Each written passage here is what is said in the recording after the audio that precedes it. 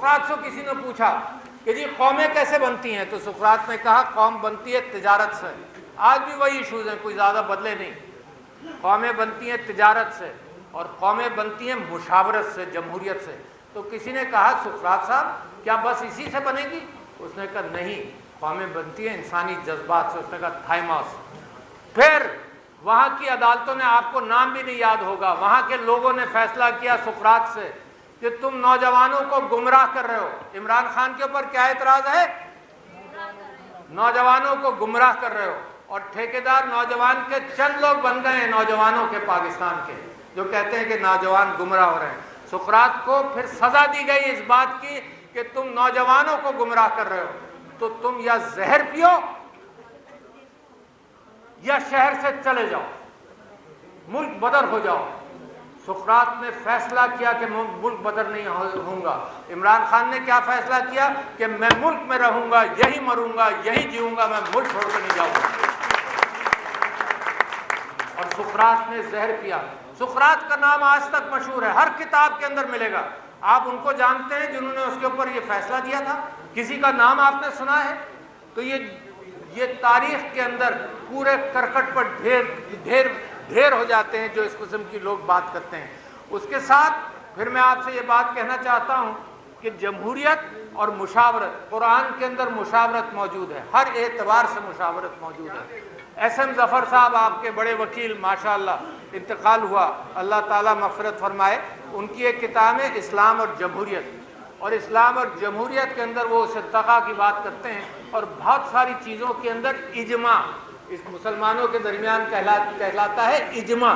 लोगों ने सब ने मिलकर फैसला कर लिया, और इजमा इतना स्ट्रांग है कि सारे फुक़हा उसके बाद फिर बात नहीं करते, कहते हैं इजमाए उम्मत हो गया, ये कौम इकट्ठा हो गई। तो जब कौम इकट्ठा हो जाए, जैसे मशरक़ी पाकिस्तान के अंदर हुई थी, हमें उस बात की कदर करनी चाहिए थी, उनके साथ बात करनी चाहिए थी। कभी कोई कॉन्क्रीट बात किसी के साथ नहीं हुई, और मैं गवाह हूँ इस बात को। कराची के शहर के अंदर चौधरी, बड़े बड़े नाम, चौधरी खलीफुज़्ज़मा, ज़फ़र एहसन लारी, और नाम आप लेते जाइए कराची शहर के, अगर उनको दोबारा ज़िंदगी मिल जाए तो वो सोचेंगे कि कौन सी गलतियाँ ना करें। अगर अयूब खान को दोबारा ज़िंदगी मिल जाए तो वो भी सोचेगा कि कौन सी गलती ना करें। अब जो अरबाब इख्तियार हैं उनके पास मौका है, अपने माजी से सीख सकते हैं। अब हमदुर रहमान कमीशन रिपोर्ट नहीं हुई तो कारगिल का एक मिसानिया हुआ हमारे मुल्क के अंदर। मैंने लोगों से पूछा, दोनों का पूछा, आज से 4 महीने से मैं पूछ रहा हूँ अरबाब इख्तियार से कि हमदुर रहमान कमीशन रिपोर्ट पढ़ी? जिन जिन से मैंने पूछा उन्होंने तो नहीं पढ़ी। फिर मैंने कहा कारगिल के ऊपर भी रिसर्च कर लो, देखो आदमी को अगर पता चले कि फलानी तरफ गढ़ा है और लोग गड्ढे में गिर चुके हैं तो मैं एहतियात करूंगा। ये क्या तरीका है कि आंखें बंद करके मैं इनकार करूं कि नहीं मैंने पढ़ना नहीं है? ये जो मैंडेट मिला है ये अजमाए उम्मत है, इस माना करके सियासी इजमा है। इसी कदर करो, बात करो, ना कि ये कहो कि सब लोग गुमराह हो गए और सोशल मीडिया गुमराह कर रहा है। और अजीब मामला है कि जो आपको गज़ा के एतबार से सोशल मीडिया पर ईमान है कि गज़ा की तस्वीरें दिखाता है, पाकिस्तान के एतबार से आपको एलर्जी है कि सोशल मीडिया झूठ बोल रहा है। अखबार सच बोलते थे, टेलीविज़न मीडियम आज सच बोल रहा है, आधा सच आधा झूठ, पता नहीं क्या। मैं तो देखना भी छोड़ दिया, आप लोग देख रहे होंगे, मैंने देखना छोड़ दिया कि उसमें सच है ही नहीं कहीं, बिला वजह आप वक्त अपना ज़ाय करें। अच्छा, और फिर क्या होता है कि बंद कर दो, आज बात नहीं करो, अभी बात मत करो। वो मोहसिन नकवी गए इंग्लैंड, और चूँकि मैं क्रिकेट का शौकीन हूँ तो जो हमारे क्रिकेट के खिलाड़ी वहाँ खेल रहे हैं तो उन्होंने कहा भाई अभी बात ही नहीं करो, वर्ल्ड कप हो जाए फिर बात करना, अभी तो बंद कर दो। अच्छा, वर्ल्ड कप हो जाएगा, जो होना है गरक हो जाएगा, किसी से सवाल भी नहीं पूछा जाएगा, अभी बात मत करो। तो सबसे बड़ा काम ये किया जा रहा है कि आपका मुंह बंद कर दें। इसलिए आपका मुंह बंद कर दें क्योंकि आप सवाल उठाते हैं, और आपको क्या ज़रूरत है? वो बेचारा अहमद फराज, उसने क्या एक तकरीर की और क्या कहा, बेचारे को गायब कर दिया, 8-10 दिन गायब रहा। मतलब और इकबाल भी नहीं होता। अच्छा, दुनिया जानती है, आप नहीं कह रहे, दुनिया जानती है कि किसने उठाया, क्या किया। यहाँ इस स्टेज पर बहुत सारे लोग हैं जिनको उठाया गया, जिनको डांटा गया, जिनके खिलाफ जुल्म हुआ, जिनको मारा पीटा गया, मगर इकबाल नहीं करता कोई भी कि किसने किया। फिर वो कहाँ से बरामद हुआ? एक झूठ के पीछे बहुत सारे झूठ बोलने पड़ते हैं। वो बरामद कहाँ हुआ? आज़ाद कश्मीर। और आपने कह दिया ये हमारी टेरिटरी नहीं है। آپ تصور کریں کہ انٹرنیشنل کمپرومائزز میں، انٹرنیشنل پوزیشننگ میں آپ یہ کہہ رہے ہیں کہ وہ ہماری ٹیریٹری نہیں ہے، وہاں ریجیم چینج آپ نے کر دیا، ایک نہیں دو کیے۔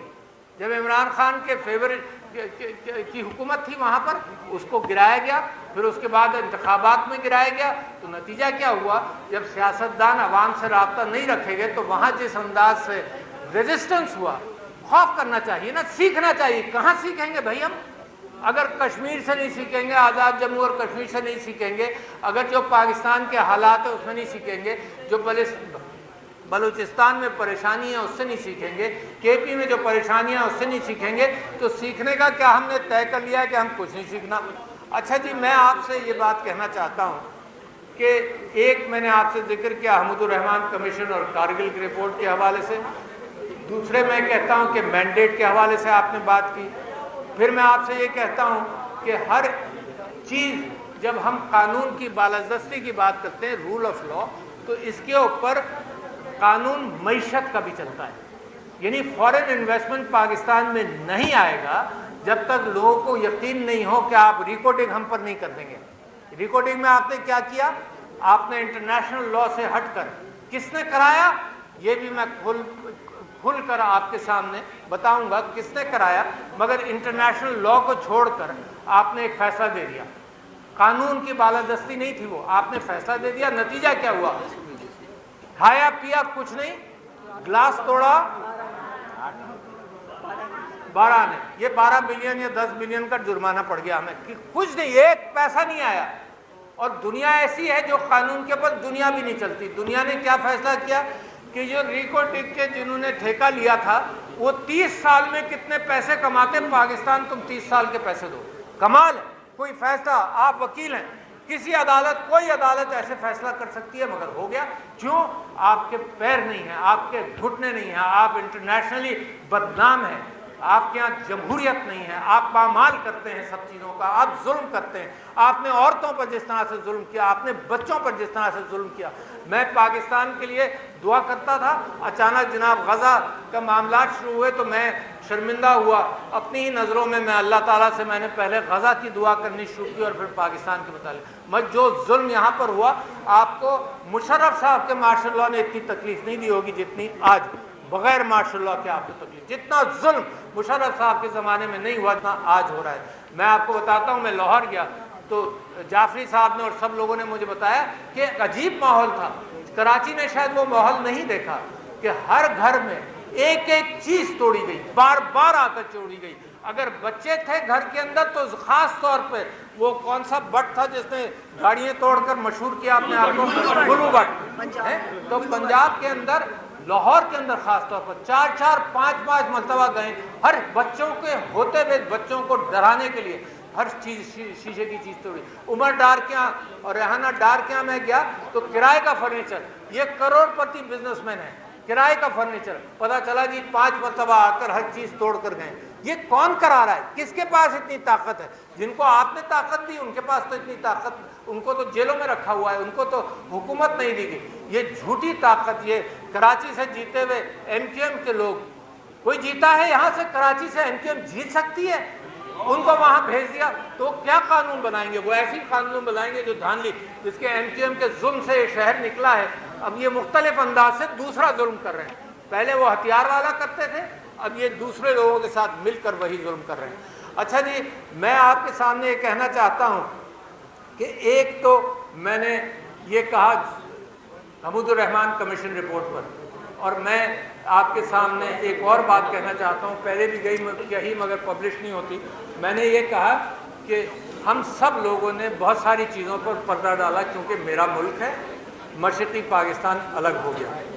میں حسینہ واجد صاحبہ کو ملا باکو میں بھی، میں نے ان سے بھی کہا کہ حالات بہتر ہو سکتے ہیں۔ خیر جو ان سے بات ہوئی وہ میں یہاں کہہ نہیں پاؤں گا، مگر میں آپ سے یہ کہتا ہوں کہ سویلین حکومت نے، میں خراج تحسین پیش کرتا ہوں ایک معاملے پر بھٹو صاحب کو، کہ بھٹو صاحب نے حمود الرحمان کمیشن کی رپورٹ پبلش نہیں کی، انہوں نے پردہ ڈالا کہ ہماری فوج سے جو غلطیاں ہوئی ہوں گی ان کو ہم پبلش نہیں کرتے، انہوں نے پردہ ڈالا، مگر آپ نے ان کے ساتھ کیا کیا؟ لٹکا دیا اس کو۔ کتنا ظلم ہے! کہ سویلینز ہمیشہ پردہ ڈالتے رہے. سویلین حکومتیں جتنی آئی ہیں جس کے اندر جو انٹرفیرنس ہوئی اس کے اندر بھی ہر حکومت نے پردہ ڈالا. پی ٹی آئی نے پردہ ڈالا, پی ڈی ایم نے پردہ ڈالا. آج بھی سویلین حکومت مالکی کرتی ہے کہ جو کچھ ایجنسیز کر رہی ہیں. تو میں خراج تحسین پیش کرتا ہوں وکلا کو اور 6 ججز کو جو کھڑے ہو گئے. ماشاءاللہ کیا بات ہے. جب امیدیں کم ہو جاتی ہیں تو اللہ تعالیٰ ایک روشنی کی کرن پھر سے چھوڑتا ہے.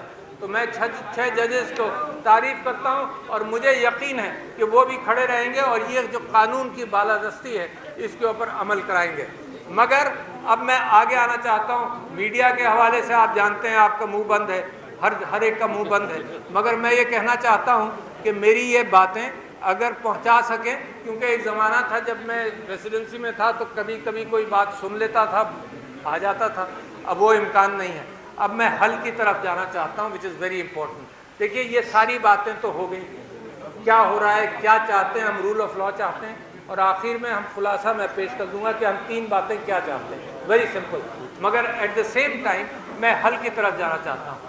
اچھا جی, پہلا حل یہ ہے, پہلا حل سنتے جائیے, پہلا حل یہ ہے کہ کوئی حل نہیں ممکن جب تک آپ اسٹیک ہولڈرز کو ٹیبل پر نہ لائیں. اسٹیک ہولڈرز, زمانی نہیں, مہرے نہیں, پپٹس نہیں, اسٹیک ہولڈرز. اور اس وقت 2 سب سے بڑے اسٹیک ہولڈرز ہیں. ایک عمران خان, کیونکہ اس کو مینڈیٹ دیا ہے عوام نے. یہ فارم 47 والا مینڈیٹ نہیں ہے, مگر ان کو بھی اگر کوئی لوگ مینڈیٹ دے دیں کہ بھائی جو تم کرو گے بات اس کے اوپر ہم بھی کھڑے رہیں گے, تو وہ بھی بات کر سکتے ہیں. مگر اسٹیک ہولڈرز ٹیبل پر نہیں ہو تو فیصلہ نہیں ہوگا. مشرقی پاکستان ٹوٹ گیا وہ تو سب سے بری مثال ہے. یہ پاکستان خدا نہ خواستہ, میں کلیم کرنا چاہتا ہوں, یہ پاکستان ٹوٹ نہیں سکتا, توڑنے نہیں دیں گے. جو توڑنے آئے گا اس کے ہاتھ توڑیں گے, ہم توڑیں گے.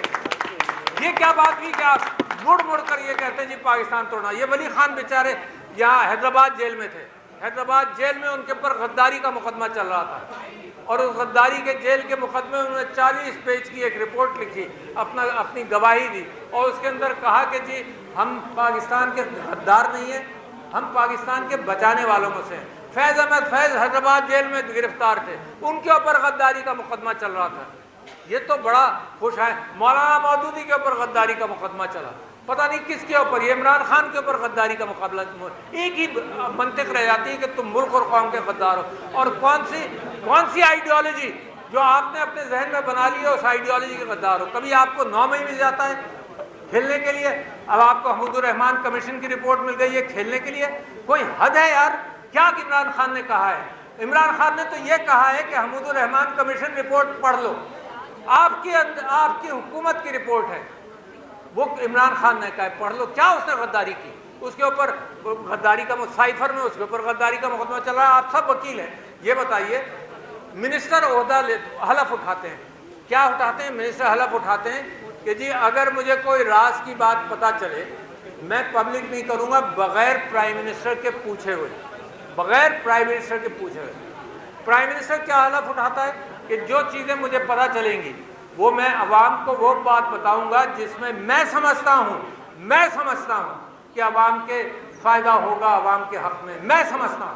کوئی سیکشن آفیسر نہیں, کوئی فارن منسٹری نہیں, کوئی سیکریٹری نہیں, یہ پرائم منسٹر کا فیصلہ ہے. اور اگر عمران خان نے فیصلہ کیا کہ کوئی بات کہنی ہے تو اس نے حلف اٹھایا کہ میں کہوں گا. اس حلف کے اوپر آپ نے سائفر کیس کیا ہوا ہے اس کے اوپر.